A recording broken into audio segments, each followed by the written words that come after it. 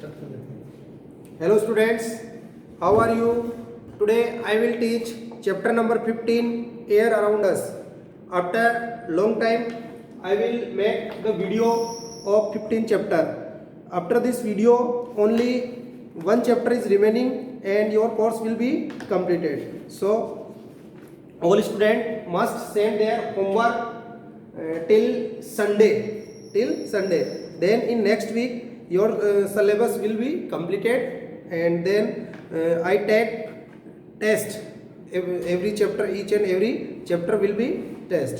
Then our topic is air around us. Air around us. First of all, what is air? What is air? Air क्या है? What is air? तो air हमारे आसपास जो गैसों का एक मिक्सचर है. Air is a mixture of gases. Air is a mixture of gases which around us. हमारे चारों ओर गैसों का जो मिक्सर है उसको हम क्या कहते हैं? एयर. लेकिन बात यहां आती है कि एयर को आप कैसे आइडेंटिफाई करोगे कि अपने आसपास गैसों का मिक्सचर है. तो आपने देखा होगा जब तेज हवाएं चलती हैं, जब एयर ब्लो करती है तो फ्लटरिंग ऑफ लीव्स का हिलना, फ्लटरिंग ऑफ फ्लैग का फड़फड़ाना. और जब फैन को अपन स्विच ऑन करते हैं तो किताब की जो अपने बुक के कागज है वो फटफट करने लग जाते हैं. इट मींस वो किसका इंडिकेट कर रहे हैं? एयर का. ध्यान रखना, मूविंग एयर, जब कोई एयर मूव कर रही है, एयर जब एक जगह कांस्टेंट है तो उसको एयर ही कहेंगे. लेकिन जैसे ही मूविंग एयर या कहते हैं ब्लोइंग एयर, बहती हुई हवा, ब्लोइंग एयर और moving air is called wind. उनको क्या कहेंगे? विंड कहेंगे. मूविंग एयर हो चाहे ब्लोइंग एयर कह दो, इज कॉल्ड विंड. जब हवा बह रही होती है. थर्ड चैप्टर में जब अपन ने सेपरेशन वाला फोर्थ चैप्टर था तो उसमें अपन ने पढ़ा था कि जो ग्रेन्स होते हैं, ग्रेन्स से जो हस्क को अलग करते हैं अपन, है ना, जो भूसा होता है, तो उसको विनोविंग मेथड से अलग किया था अपन ने. ग्रेन्स से जो अनाज, जो किसान कटाई करने के बाद जो ग्रेन्स, थ्रेसिंग के बाद जो ग्रेन्स आते हैं, ग्रेन्स से हस्क यानी जो भूसा होता है उसको सेपरेट करने की जो टेक्निक पढ़ी थी अपन ने, विनोविंग. क्या पढ़ी थी? विनोविंग. इसमें जो हस्क थे वो कैसे पार्टिकल थे? Lighter particles. और ये कैसे पार्टिकल थे? Heavier particles. ठीक है. तो लाइटर पार्टिकल्स को हेवियर पार्टिकल से अलग करने के लिए अपन ने कौन सा मेथड पढ़ा था? विनोविंग. तो उस मेथड में अपन ने किसको यूज लिया था? एयर को. तो अपने आसपास जो गैसों का मिक्सचर है उसे अपन क्या कहते हैं? एयर कहते हैं. जब वो एयर मूव करती है, वो बहती है, वो चलती है, जिसका एहसास हमें पेड़ पौधों की पत्तियां हिलती है, कपड़े सुखाए हुए कपड़े हिलते हैं, जो अपना फ्लैग है वो हिलता है ना, कागज जो है इधर उधर उड़ते हैं, उसके द्वारा हम महसूस कर सकते हैं. तो एयर क्या होती है? Air is a mixture of gases which around us. और विंड किसको कहते हैं? Moving air is called wind. बहती हुई हवा को हम क्या कहते हैं? विंड्स कहते हैं. इसके बाद बात आती है कि जो ये एयर हमारे आसपास है, तो एयर हमारे आसपास के हमारे एटमॉस्फेयर में है. तो एयर मिलकर क्या बनाती है? एटमॉस्फेयर. देखो, atmosphere, A thin layer of air, A thin layer of air around us और नियर आवर अर्थ. अपनी अर्थ के पास में जो एयर का जो थिन लेयर है उसको हम क्या कहते हैं? एटमॉस्फेयर. स्फीयर का मतलब गोला, है ना. अपनी अर्थ भी एक गोला है, स्फीयर है. तो अपनी इस अर्थ के आसपास जो थिन लेयर है ना, एयर का जो थिन लेयर है उसको हम क्या कहते हैं? एटमॉस्फेयर. अब ये डेंस, एटमॉस्फेयर डेंस होता है अपनी जो अपन जो रहते हैं प्लेन पे, जो लैंड है जमीन पे, और जैसे जैसे अपन हाइट पे जाते हैं तो ये कैसा हो जाता है? रेयर हो जाता है. जैसे जैसे अपन हाइट पर जाते हैं, जैसे ऊंचाई पे जाते हैं तो एटमॉस्फेयर कैसे होता है? रेयर हो जाता है. मतलब वहां पर गैसेस वगैरह कम हो जाती है. और ये अपनी जमीन पे जो समुद्र की सतह है, जो ये है ना, टेरेस्ट्रियल है ना, सोइल, वहां पर ये एटमॉस्फेयर क्या होता है? डेंस होता है. आपने देखा होगा जो माउंटेनियर्स होते हैं, जो माउंट एवरेस्ट पे चढ़ते हैं तो अपने पीछे वो ऑक्सीजन का सिलेंडर लेके जाते हैं. क्यों? क्योंकि माउंट एवरेस्ट की जो हाइट है वो 8848 मीटर है. तो वहां पर ऑक्सीजन बहुत कम रहती है, तो वो अपने पीछे ऑक्सीजन का वो लेके जाते हैं। तो एटमॉस्फेयर क्या होता है, a thin layer of air around us और near our earth is called atmosphere. अब देखिए आपकी इसमें एक्टिविटी है, जैसे एक्टिविटी फर्स्ट है तो ये फिरकी बनाने वाली है, मेकिंग ए सिंपल फिरकी। फिरकी में वो कागज का फोल्ड करके और एक स्टिक के लगा के तो फिरकी घूमती है। अब आप उसको अलग अलग डायरेक्शन में करोगे तो जिस डायरेक्शन में विंड ब्लो हो रही है वो घूमेगी। तो इससे हमारे को पता चलता है कि हमारे आसपास क्या है, एयर है। फिर आता है एक्टिविटी सेकंड में आपको बता रखा है, तो उससे पहले आता है इज एयर प्रेजेंट एवरीवेयर, क्या एयर एवरीवेयर हर जगह है प्रेजेंट?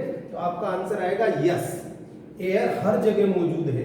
कोई ग्लास है या कोई बोतल है या कोई कमरा है, उसके अंदर कुछ भी नहीं है, लेकिन फिर भी उसके अंदर क्या है, एयर भरी हुई है। तो अपने जो नेक्स्ट आता है वो है is air present everywhere around us, is air present everywhere around us. ये क्वेश्चन हो गया एक प्रकार से, देखो हेल्पिंग वर्ब से स्टार्ट हो गया, तो आपका आंसर आएगा यस। आपका आंसर क्या आएगा, यस। हाँ, हवा हमारे हर तरफ है, चारों ओर है। तो इसके लिए आपकी एक्टिविटी 2 दे रखी है। एक्टिविटी 2 में क्या कर रखा है कि एक टम्बलर लेना है, उस टम्बलर को वाटर से फिल करना है। एक टम्बलर का मतलब कोई बर्तन लेना है और उसको किससे फिल करना है, वाटर से। अब एक खाली बोतल लेनी है, खाली बोतल को बिल्कुल एकदम स्ट्रेट, बिल्कुल ऐसे स्ट्रेट करके इसके अंदर डिप करना है। इसके अंदर डिप करेंगे तो इसके अंदर पानी नहीं जाएगा, वाटर इसके अंदर नहीं जाएगा। क्यों नहीं जाएगा, क्योंकि इसके अंदर क्या भरी हुई है, एयर भरी हुई है। लेकिन इसके अंदर वाटर नहीं गया, लेकिन इसी को अपन टिल्टेड कर देंगे। टिल्टेड का मतलब थोड़ी सी मोड़ देंगे, है ना। इसका जो मुंह है, जो डूबा हुआ मुंह है, वो हल्का सा टिल्टेड कर देंगे। तो टिल्टेड करने से क्या होगा कि जो एयर इसके एक तरफ से एयर वाटर जैसे जैसे अंदर जाएगा, एयर को पुश करेगा, बाहर की तरफ धकेलेगा, है ना, एयर को धकेलेगा। तो इसका मतलब एयर हर जगह प्रेजेंट होती है, और प्रेजेंट होने के साथ साथ क्या करती है, air occupies space. Air occupies space, air जगह घेरती है। इसके लिए तो बैलून वाला प्रैक्टिकल भी कर सकते हैं कि बैलून में जैसे जैसे अपन हवा भरते जाते हैं, बैलून की साइज बढ़ती जाती है। इट मींस एयर ने स्पेस ऑक्यूपाई किया। या साइकिल की जो ट्यूब होती है, मोटरसाइकिल की ट्यूब होती है व्हीकल्स की, तो उसके अंदर भी एयर भरते हैं तो वो फूलते जाते हैं। अब अपन पढ़ते हैं कैरेक्टरिस्टिक्स ऑफ एयर, एयर के कैरेक्टरिस्टिक्स। भाई एयर के क्या क्या कैरेक्टरिस्टिक्स है, कैसे अपन एयर को डिफाइन कर सकते हैं। तो उसमें देखिए आपके सबसे पहले आता है कैरेक्टरिस्टिक्स ऑफ एयर। तो फर्स्ट तो अपन ने पढ़ लिया, एयर ऑक्यूपाई स्पेस। एयर क्या करती है, स्पेस ऑक्यूपाई करती है, जगह घेरती है। स्पेस का मतलब जगह घेरती है। सेकंड, एयर कैसी होती है, कलरलेस। प्योर एयर कैसी होती है, कलरलेस। प्योर एयर का कोई कलर नहीं होता, है। थर्ड, एयर ओडरलेस होती है। ओडरलेस, ओडरलेस का मतलब no smell, no smell. Air की, प्योर एयर की कोई स्मेल नहीं होती। अगर आपको स्मेल आ रही है, इट मींस वो पोल्यूटेड एयर है, इट मींस वो पोल्यूटेड एयर है। फोर्थ, एयर ऑक्यूपाइड स्पेस आ गया। एयर कलरलेस होती है, ओडरलेस होती है, टेस्टलेस, है ना। एयर का कोई टेस्ट भी नहीं होता। भाई ये लोग अपन टेस्ट करें जीभ से तो अपने को मीठा ऐसा कुछ दिखे। तो ये एयर के कुछ कैरेक्टरिस्टिक्स हैं। एयर सपोर्ट्स बर्निंग, जैसे अपन आगे पढ़ेंगे, ऑक्सीजन गैस सपोर्ट करती है बर्निंग में। एयर सपोर्ट्स बर्निंग, बर्निंग को सपोर्ट करती है। और भी कुछ है जो आगे अपने चैप्टर में देखेंगे। इसके बाद आता है नेक्स्ट आपके टॉपिक आता है what is air made up of. Air किससे मिलकर बनती है, एयर किससे मिलकर बनती है। तो आपको शुरुआत में मैंने बताया air is a mixture of gases. Air क्या है, गैसेस का मिक्सचर है। अब उस मिक्सचर में क्या क्या है वो देखते हैं हम। तो एयर किससे मिलकर बनी हुई होती है, what is air made up of. तो अपन इस पे कर सकते हैं components of air, components of air. देखो एयर के कंपोनेंट्स की जगह मैं प्योर एयर भी लिख सकता हूं, है ना। तो एयर के जो कंपोनेंट्स में सबसे पहले अपन करेंगे, फर्स्ट नंबर पे करते हैं जैसे नाइट्रोजन, नाइट्रोजन गैस। देखो इसको डिनोट करने का तरीका N2, ठीक है। ये होती है 78%, सेकंड नंबर पे आती है ऑक्सीजन गैस। कौन सी गैस? Oxygen gas O2। कई बुक्स में 20.9 ऐसे कुछ दे रखा है ना? ये दोनों मिलकर कितना परसेंट कर ली? 99%। थर्ड आपके जो दे रखा है वो आती है carbon dioxide. Carbon dioxide CO2, ये आती है 0.03%। फोर्थ पे आप कर सकते हो अदर गैसेस। अदर गैसेस जिनका भी अपन पढ़ेंगे नहीं, बड़ी क्लासों में जाओगे आप तो अदर गैसेस में कर लेंगे ऑर्गन, हीलियम, एटसेट्रा, और भी खूब सारी है। इसके अलावा ये तो एयर का कंपोनेंट हो गया, ये तो प्योर एयर का। ये जो चारों चीजें हैं ये किसकी है? प्योर एयर की। इसके बाद पांचवा जो पॉइंट आता है वो आता है वाटर वेपर्स। वाटर वेपर्स जिसको अपन बोलते हैं, जो इवेपोरेशन से गया था, H2O के आगे G लगा देंगे। क्या लगा देंगे? G। गैसियस फॉर्म में, वाटर गैसियस फॉर्म में वाटर वेपर्स। अपन ने वाटर वाले चैप्टर में पढ़ा था कि वाटर इवेपोरेशन की प्रोसेस के द्वारा और ट्रांसपिरेशन की प्रोसेस के द्वारा वाटर वेपर्स में कन्वर्ट होता है, गैसियस फॉर्म में कन्वर्ट होता है। फोर्थ सिक्स्थ अपन पढ़ेंगे डस्ट पार्टिकल्स। डस्ट पार्टिकल्स देखो, एयर के अंदर डस्ट पार्टिकल्स भी होते हैं। आपने पता है जब भी जैसे आंधी वगैरह चलती है या व्हीकल्स गुजरते हैं तो वो डस्ट उड़ाते हैं, एयर के अंदर वो घूमते रहते हैं। और डस्ट पार्टिकल्स को देखने का सीधा सिंपल तरीका यही है कि एक कमरा हो, उसको पूरा पैक कर लो दिन के समय में, और फिर उसमें अंदर से वेंटिलेशन में से छोटी सी पॉइंट से एक लाइट का बीम आने दो। लाइट का बीम आएगा तब देखेंगे आप उसमें डस्ट पार्टिकल इधर उधर भागते रहते हैं। अब ये डस्ट पार्टिकल जब एयर के अंदर मौजूद हैं तो ये हमारे नोज के द्वारा अपने रेस्पिरेटरी सिस्टम में भी जाते होंगे, लेकिन नहीं, अपने नोज के अंदर क्या होते हैं? फाइन हेयर्स, छोटे छोटे बाल होते हैं, और जो म्यूकस जो चिपचिपा होता है वो क्या करता है? इन डस्ट पार्टिकल्स को रोक लेता है और लंग्स में जाने नहीं देता है। ठीक है, डस्ट पार्टिकल्स। और सेवंथ अपन कर सकते हैं स्मोक है ना? स्मोक, धुआं। जितने भी व्हीकल्स वगैरह चल रहे हैं तो ये सब क्या है? ये धुआं वगैरह है जो पोल्यूटेड है। तो ये डस्ट पार्टिकल्स और स्मोक मिलकर एयर को क्या करते हैं? पोल्यूटेड। एयर को क्या करते हैं? पोल्यूटेड। वाटर वेपर्स तो फिर भी चलेगी, लेकिन ये दोनों बिल्कुल नहीं चलेंगे। तो डस्ट पार्टिकल और स्मोक मिलकर एयर को क्या करते हैं? पोल्यूटेड। तो ये आपके एयर का कंपोनेंट मिक्सचर आ गया। Components of air: nitrogen 78%, oxygen 21%, carbon dioxide 0.03%, other gases argon, helium etcetera, water vapours जो गैसियस फॉर्म में होता है, जिसको ह्यूमिडिटी, जैसे अभी सर्दियों के दिन है तो आप देखते होंगे व्हाइट सुबह उठते हैं, है ना, धुंध छाई हुई होती है, फॉग, है ना, फॉग। तो फॉग क्या है? एक प्रकार से वाटर वेपर से वो कंडेंसेशन हो जाता है अभी ठंड के मौसम के कारण। डस्ट पार्टिकल्स है और स्मोक है, ये अपने एयर के कंपोनेंट्स है। अब अपन एक एक पे चलते हैं, एक एक के यूजेस पढ़ेंगे, uses of components of air, या जिनकी प्रेजेंस को अपन कैसे पता कर सकते हैं कि अपने ये आसपास है। तो सबसे पहले बात करते हैं अपन ऑक्सीजन की, है? सबसे पहले बात करते हैं ऑक्सीजन की। O2 से डिनोट करते हैं और ये 21% है। अब ऑक्सीजन देखो, आपने 7th चैप्टर में पढ़ा था कि ऑक्सीजन क्या है? फोटोसिंथेसिस का एक प्रोडक्ट है। जो ग्रीन प्लांट्स होते हैं वो फूड प्रोड्यूस करते हैं और साथ में एक गैस रिलीज करते हैं, उस गैस का नाम था ऑक्सीजन। और उस गैस को सभी living organism including plants and animals respiration की प्रोसेस में लेते हैं, जिससे फूड का ब्रेकडाउन होता है। तो ऑक्सीजन रिलीज किसने की? प्लांट्स ने की। ली किसने? एनिमल्स ने ली। किसने ली? एनिमल्स ने। किस प्रोसेस में ली? रेस्पिरेशन की प्रोसेस में। तो ऑक्सीजन अपने आसपास है, इसके लिए मैं अभी रेस्पिरेशन कर रहा हूं, आप भी कर रहे हो, ब्रीथिंग कर रहे हो, तो अपने अंदर ऑक्सीजन ले रहे हैं। तो इसके टेस्ट करने के लिए क्या कर सकते हैं? तो इसका टेस्ट करने के लिए क्या कर सकते हैं कि एक टेबल ली, उस टेबल के ऊपर 2 कैंडल स्टिक जलाई आपने, 2 कैंडल स्टिक जलाई, 2 कैंडल स्टिक जला के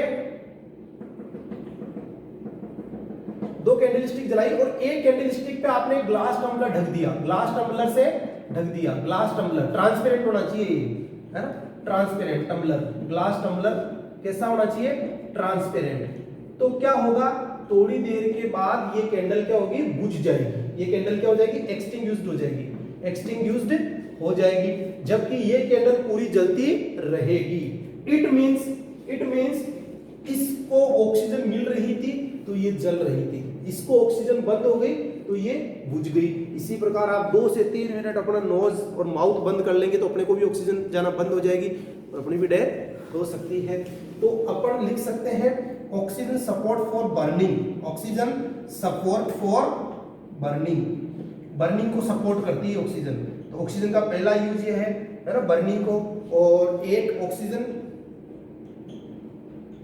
use in respiration, use in respiration, respiration in plants and animals. ध्यान रखना, आपको प्लांट्स पूछे और एनिमल्स पूछे तो कौन सी गैस लेते हैं? ऑक्सीजन। प्लांट्स और एनिमल दोनों रेस्पिरेशन में ऑक्सीजन लेते हैं। हाँ, फोटोसिंथेसिस में प्लांट्स कार्बन डाइऑक्साइड लेते हैं और ऑक्सीजन छोड़ते हैं। तो ऑक्सीजन की जो है एक्टिविटी आपके दे रखी है, एक्टिविटी 3, तो इसमें कैंडल वाला ये बता रखा है। नेक्स्ट आपके आता है कार्बन डाइऑक्साइड का टेस्ट।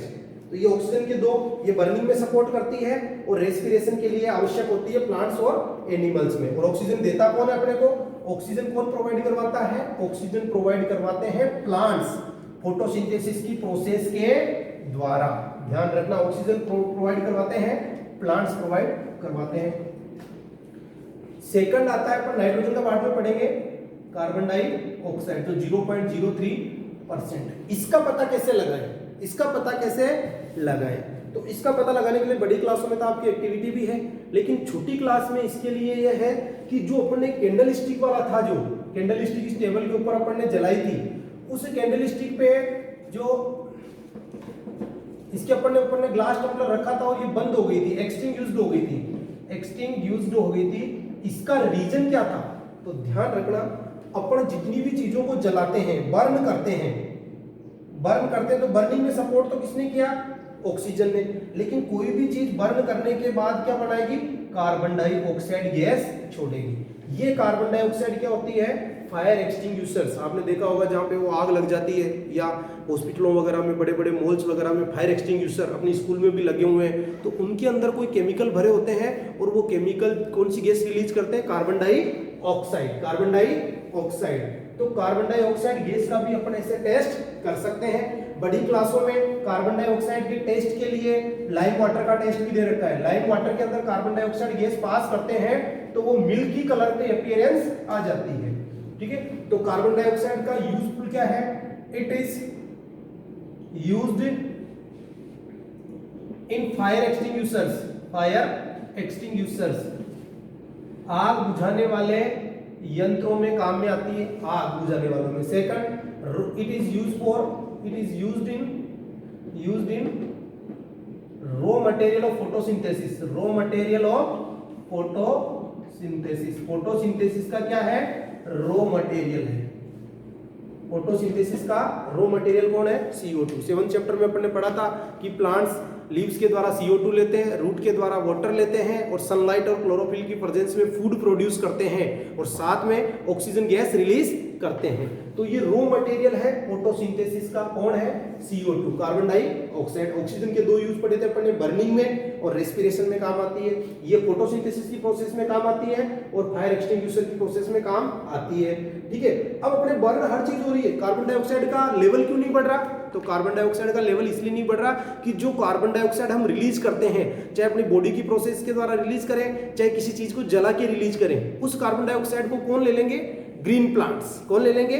Green plants. इसी प्रकार ऑक्सीजन का लेवल भी बढ़ जाना चाहिए क्योंकि प्लांट्स तो खूब सारी ऑक्सीजन छोड़ रहे हैं, तो उस ऑक्सीजन को वापस कौन ले लेंगे? एनिमल्स और प्लांट्स रेस्पिरेशन में ले लेंगे। इस प्रकार ऑक्सीजन और कार्बन डाइऑक्साइड का एक बैलेंस चलता रहता है। उस बैलेंस को अपने से देख सकते हैं, जैसे प्लांट्स है, प्लांट्स ने क्या रिलीज की? O2। एनिमल्स ने क्या ली? एनिमल्स ने O2 ली और एनिमल्स ने क्या रिलीज करी? CO2। CO2 वापस किसने ली? प्लांट्स ने ली फोटोसिंथेसिस की प्रोसेस में। इस प्रकार ये साइकिल चलता रहता है, ये साइकिल चलता रहता है। थर्ड प्रकार की जो गैस आती है अपने, जो फर्स्ट सबसे ज्यादा मात्रा में थी, उसको हमने सबसे लास्ट में रखा। उसका रीजन बताऊंगा मैं, क्योंकि वो इनएक्टिव गैस है। मेन अपने कार्बन डाइऑक्साइड, ये oxygen and carbon dioxide. Third प्रकार की जो गैस है नाइट्रोजन, है ना। नाइट्रोजन को N2 से लिखते हैं 78%। आपने देखा होगा कुरकुरे की पैकिंग देखी होगी, है ना, चिप्स की पैकिंग देखी होगी, तो उसके अंदर वो थैली एकदम फुली होती है, उसकी जो पैकिंग है उसके अंदर चिप्स और कुरकुरे तो कम होते हैं लेकिन अंदर वो फूला हुआ होता है। वो जो फूला हुआ होता है उसके अंदर एक गैस भरी हुई रहती है, जैसे आप खोलते हो गैस बाहर निकलती है, तो वो गैस कौन सी होती है? नाइट्रोजन। कौन सी होती है? नाइट्रोजन। ये इनर्ट गैस है, इनर्ट को इनएक्टिव गैस है, इसलिए ये कहाँ आती है? इट इज फ्लश्ड का मतलब भरना, इट इज फ्लश्ड और यूज्ड इन कुरकुरे पैकिंग में जो गैस आती है वो कौन सी आती है? नाइट्रोजन। अब आप पूछ लो कि ये नाइट्रोजन क्यों आती है, तो ये नाइट्रोजन गैस क्या होती है? जो कुरकुरे और चिप्स होते हैं उनका ऑक्सीडेशन नहीं होने देती, उनको खराब नहीं होने देती, उनको सड़ने नहीं देती, तो इसलिए ये गैस भरी जाती है। इसके लिए आप दो कर सकते हो, एक प्रैक्टिकल कर सकते हो। जैसे आपने 2 कुरकुरे की पैकिंग ली, एक के आपने छेद निकाल के रख दिया और एक को आपने ऐसे ही रखा हो, 10 दिन बाद आपने देखा, दोनों का टेस्ट करना, जिसपे आपने छेद निकाला था, जिसकी नाइट्रोजन गैस बाहर आ गई थी, वो कुरकुरे आपको चिप्स स्वाद में कैसे लगेंगे? अलग लगेंगे, खराब लगेंगे, और जिसकी आपने गैस नहीं निकाली थी वो अच्छे लगेंगे। थर्ड आपके लेवल के बाहर का है लेकिन फिर भी ध्यान रखना, it is used for urea making. Urea बनाने में भी इस गैस का बहुत इंपॉर्टेंट, आप देखना यूरिया के बैग्स के ऊपर लिखा हुआ आता है 46% नाइट्रोजन, ठीक है। तो ये गैसेज है अपने।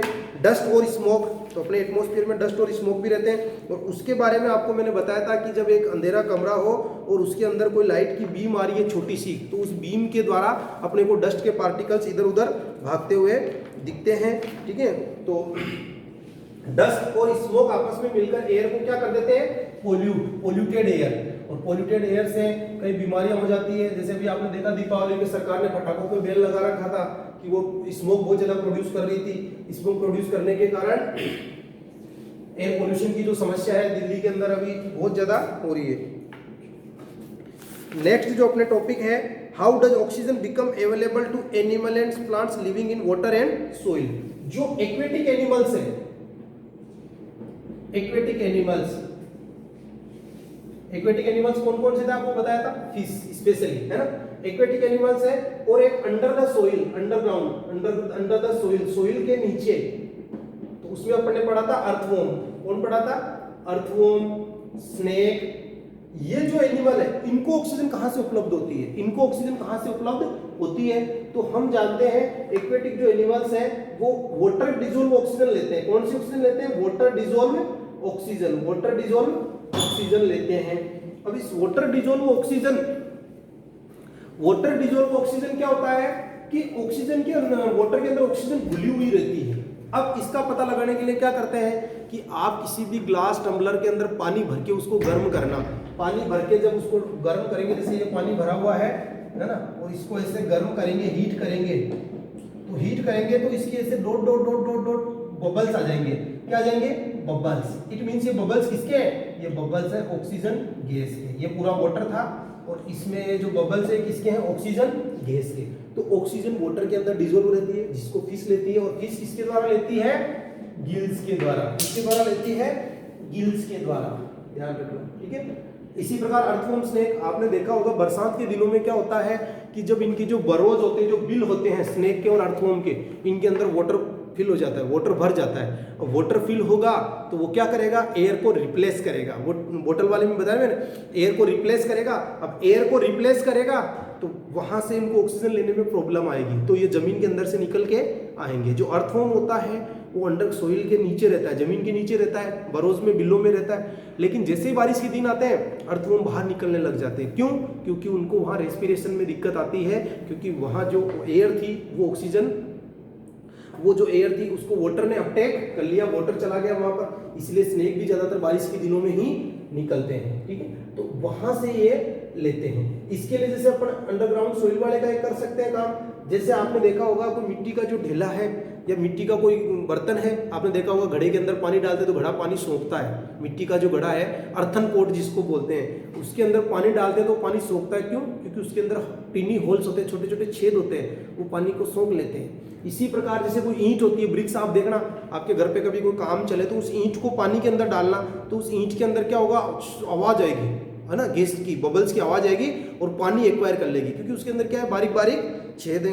या फिर आपने एक कहानी देखी होगी, जैसे एक वो गधे वाली और उसकी कि एक व्यापारी था, उसके पास एक गधा था और वो उस पर नमक रुई बेचता था, क्या बेचता था, सॉरी नमक बेचता था। तो एक बीच में एक नदी आती थी, तो एक दिन क्या हुआ, गधे का पैर फिसल गया नदी के अंदर, रिवर के अंदर, और वो सारा का सारा नमक वाटर के अंदर डिजोल्व हो गया और गधे का वजन कम हो गया। गधे को मजा आया। अगले दिन भी वो नमक लेके गया, व्यापारी सोल्ट लेके गया, और वो सोल्ट वापस नदी के अंदर से निकला। गधे ने देखा यार आज वापस बैठ जाते हैं, पड़ दो, गधा बैठ गया, सारा का सारा सोल्ट बह गया। व्यापारी ने फिर दिमाग लगाया, उसकी पीठ पर क्या लगा दी, उसके पीठ पे रुई का गट्ठर बांध दिया कॉटन का, और गधा देखा यार आज तो वजन कम है, और कम हो जाएगा, तो गधा फिर वापस गया। और जैसे ही गया, और वो जो कॉटन थी, कॉटन के अंदर टीनी होल्स होते हैं और उनके अंदर एयर भरी हुई रहती है, जैसे ही गधा बैठा और उस एयर की जगह क्या आ गया, वाटर, और कॉटन का जो वेट था, वजन था, उससे भी ज्यादा वजन हो गया और गधे की क्या टूट गई, कमर टूट गई। तो ये ध्यान रखना, एयर हर जगह प्रेजेंट होती है। तो जो जो ये सोइल के अंदर एनिमल्स रहते हैं, इनके बरोज जो बिल होते हैं उसमें भी एयर होती है, लेकिन बरसात के दिनों में जब वाटर इनके अंदर फिल हो जाता है तो ये जमीन से बाहर आ जाते हैं। ठीक है, ये आपके चैप्टर लगभग कंप्लीट है। एक थोड़ा सा टॉपिक और बच रहा है, how is the oxygen in atmosphere replaced. Atmosphere में ऑक्सीजन कैसे रिप्लेस होती है, ऑक्सीजन कैसे रिप्लेस होती है एटमॉस्फेयर में।